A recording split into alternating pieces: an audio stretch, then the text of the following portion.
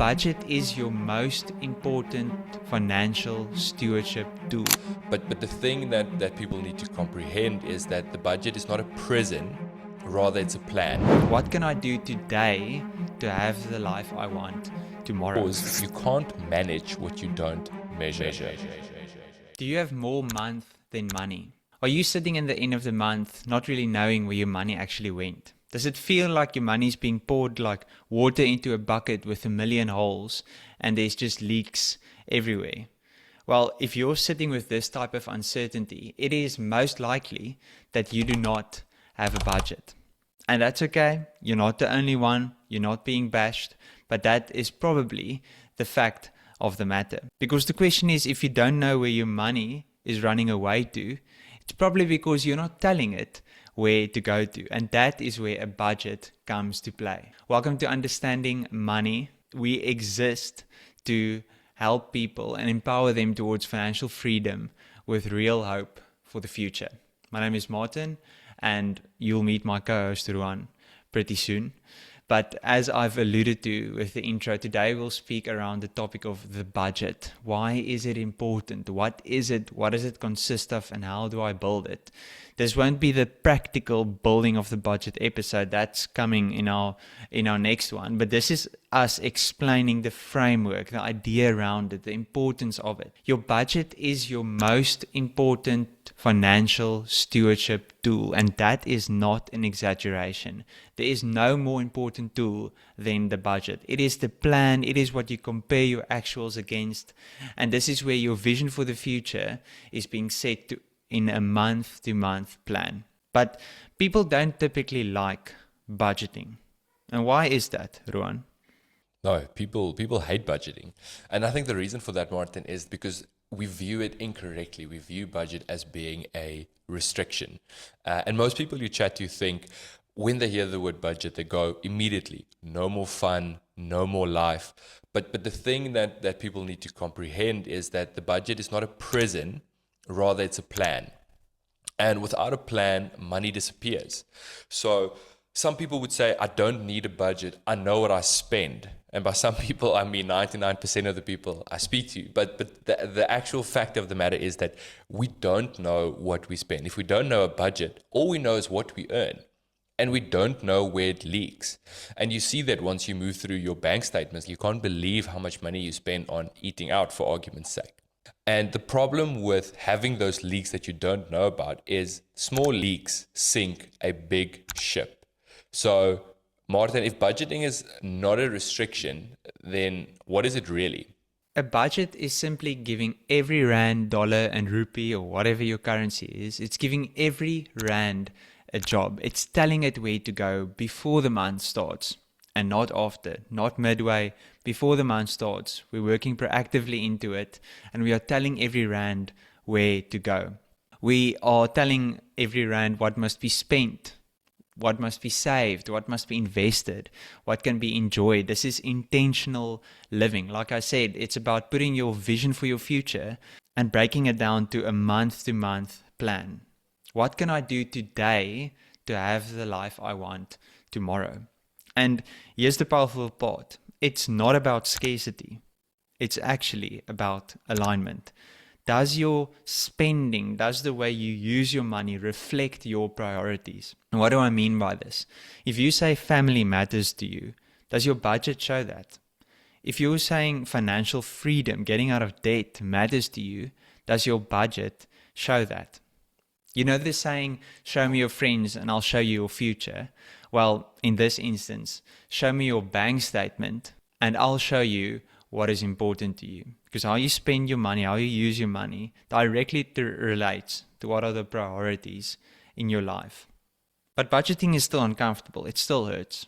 And why does it hurt so much? For a number of reasons. And I think everyone and their dog knows that budgeting is a good idea. So to your question, why do people shy away from doing this when we know it's such a great idea? And why does your heart rate spike when you look at your bank statements? And there's a few reasons for this.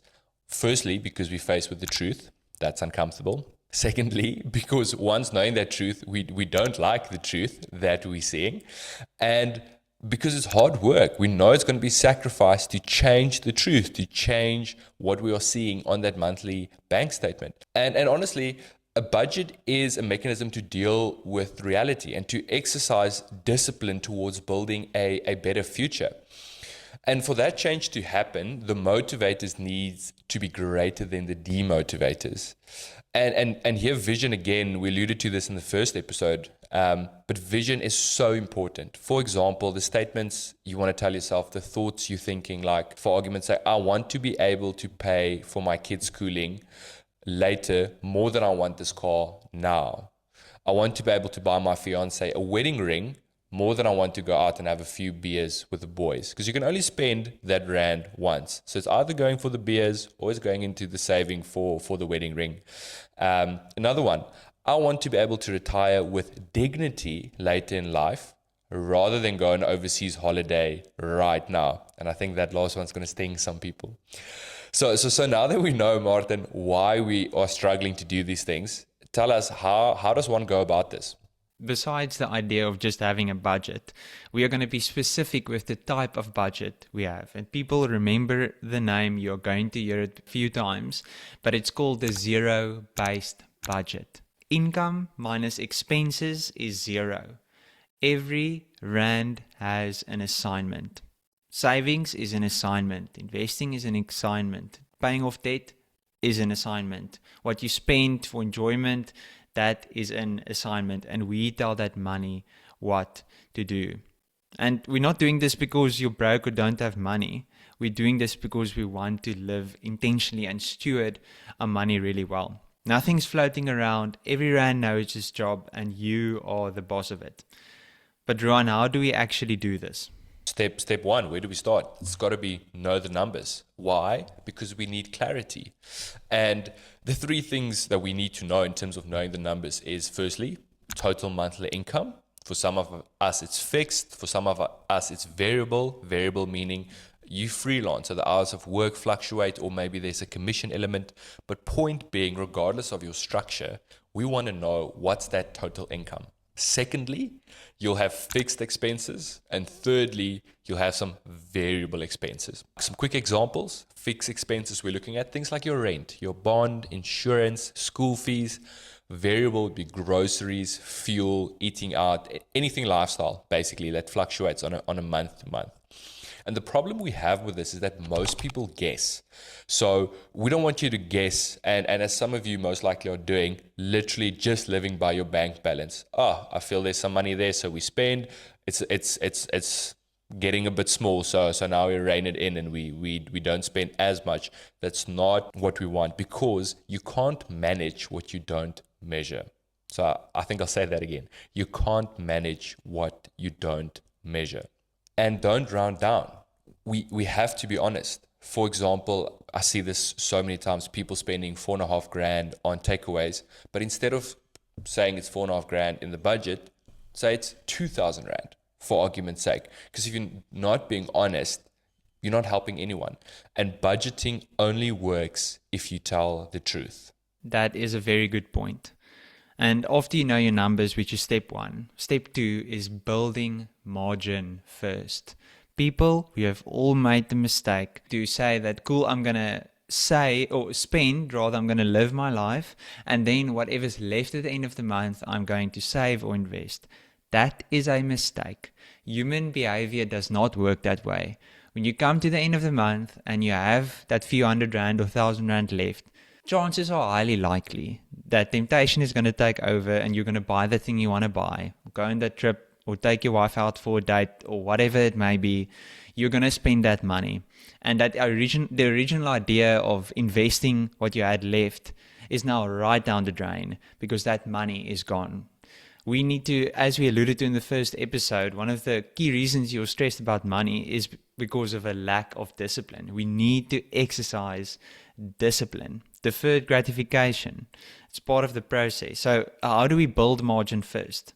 Well, we're going to either pay our creditors or pay ourselves first, and we're going to spend what's left after saving, investing, or paying off our debt. This is really important. Before the lifestyle upgrades, before anything fancy, your budget must create margin. It starts from the top. If your income is 30,000 and your spending or your expenses are 29.5, then we have an issue. There's not enough margin for us. We're pretty much living month to month, and if something goes wrong, stress, anxiety, we don't know what to do.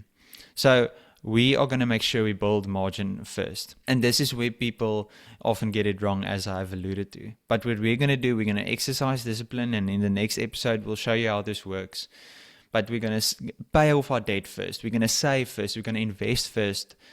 And we're going to be fixed with that. We're going to be disciplined with that. And then from there, we are going to spend what we have left.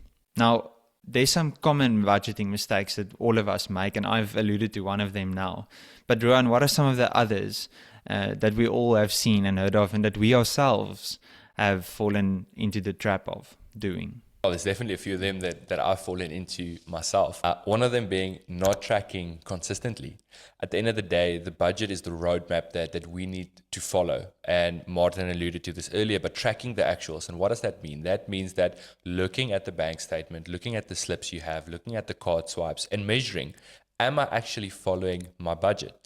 Another common mistake is forgetting annual or irregular expenses. The car service, the school uniforms, the Christmas. These are things that we need to budget throughout the year so that when you require the funds, you'll have it because you followed a plan. Another one we've got is lifestyle creep. Whenever, and again, we spoke to this in earlier episodes, when your income increases, you increase your expenses as well, and therefore you don't have margin or extra breathing room because we're just moving along as we go.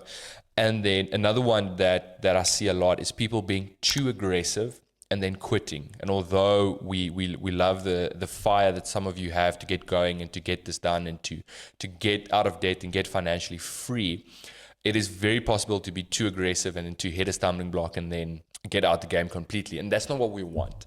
Budgeting has to be sustainable. And that's very, very important. For some of you, we just start with having the plan and we'll build over months as we go.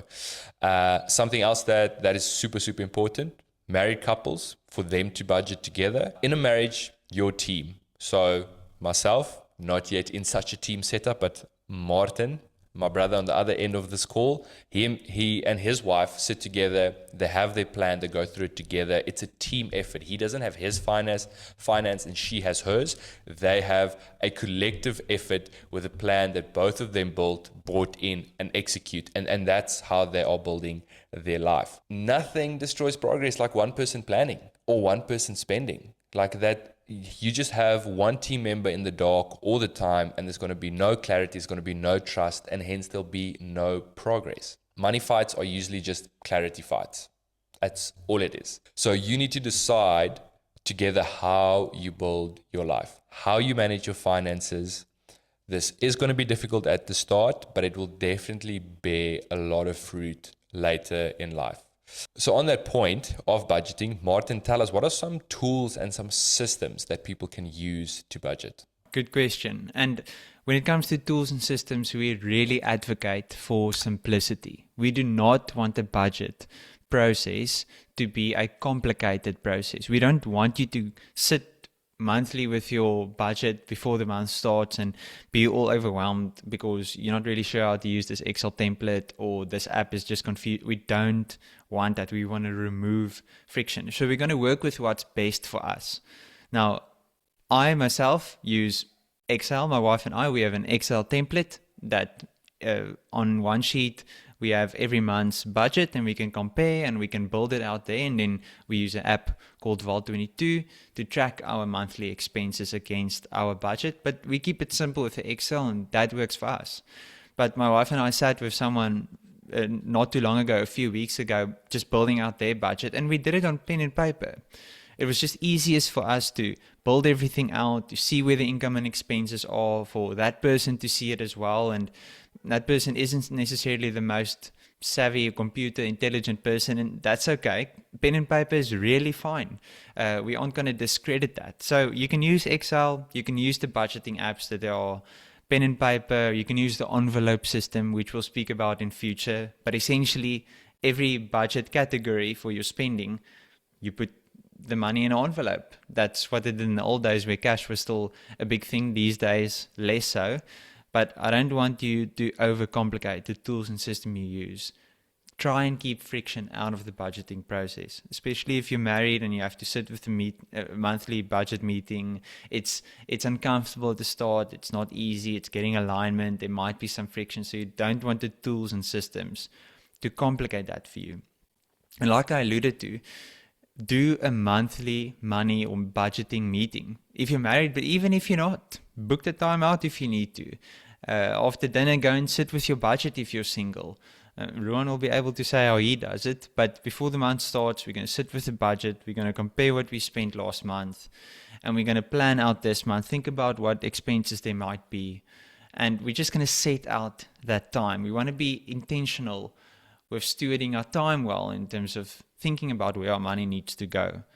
And this is not an emotional thing, it's about the data. We're adjusting. If last month we went a bit over here or there, that's okay. We're going to try and improve this month. It doesn't make you a bad person just because you went over with some budget category. It is okay. We are learning. We are going to improve. We're going to move on. Ultimately, you're moving in the right direction. So if you are doing this, if you're already budgeting, well done. You are just going to keep getting better. And don't set the standard too high for yourself. It is difficult at the start. And like I mentioned, there is an emotional side to budgeting.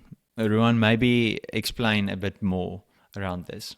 So definitely emotional, and I think the head shift that's needed there is to change your thinking from it's just mathematical, it's just numbers on a sheet of paper, to going, no, this is much deeper, and it comes down to an identity thing at the end of the day, which for some people might sound a bit interesting at first, but just hear us out.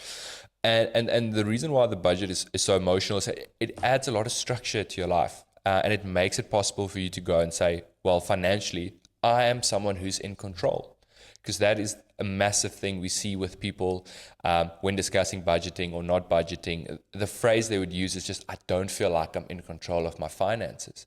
And that's the beauty of partly of what the budget does, is it puts you back in the driver's seat. It gives you control and it gives you confidence. And that confidence compounds, because that's what most of us are after when it comes to our finances. We want to have confidence, we want to get away from doubt, we want to get away from fear, and get control of these negative emotions that arise from finances.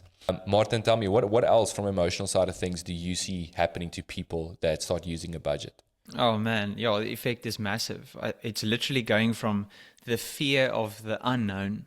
I'm not in control. I don't know where my money is going. I'm just living by the bank balance. It's going from that fear and anxiety to there's actually hope. There's a plan. Even though it might seem like things might take some time and there'll be some baby steps I'll have to take, because that's really what it is. It's part of building good discipline or habits. It's baby steps. And I think for the first time when you have a budget, there's just this hope and this confidence of, okay, I see everything in front of me. I see the full picture and I'm able to decide what I want to do with this picture. Does this picture look good to me? Do I want to keep it that way? Or do I want to change it completely and go a totally different direction? And even though difficult, there's that confidence and that hope. And especially when it comes to your budget, you start building margin, the money you put away, or increasing the amount of debt you pay off, or the money you invest. When that increases, man, stress drops, your options increase, your opportunity increase, and that is ultimately what we deem as financial freedom. It's not zeros in the bank account. It might be that, but it ultimately means options, breathing room. Man, that we don't have to have stress around our financial life, but we have opportunities we can use and utilize and bless people with our money and use it for enjoyment and spending. But it all starts with having a plan, having this budget in place. Amazing. Thanks, Martin. So in closing, if you feel overwhelmed, don't be alarmed. You don't have to figure it all out today. Start small, track for 30 days. Maybe just know what you spend. Don't change anything. Just observe yourself. See the patterns, see how you spend. Maybe think about why you spend, and just observe yourself. Clarity creates change. And as you see what you're doing, you will understand and maybe want to change. And then you can write down the budget and start playing around with what works for me, what doesn't work for me. And that clarity of just at least knowing where your money is going will already be a step in the right direction. And remember, a budget does not limit your life. It gives direction. So that being said, like and subscribe, and join us for next week's episode, where we're going to run through a practical written budget and give you a better idea of how you yourself can complete your own budget. And if you have any questions, don't be afraid to email us. We'll put it in the comment section. Ask your questions. We want to hear from you. Otherwise, on to the next one. Cheers, everyone.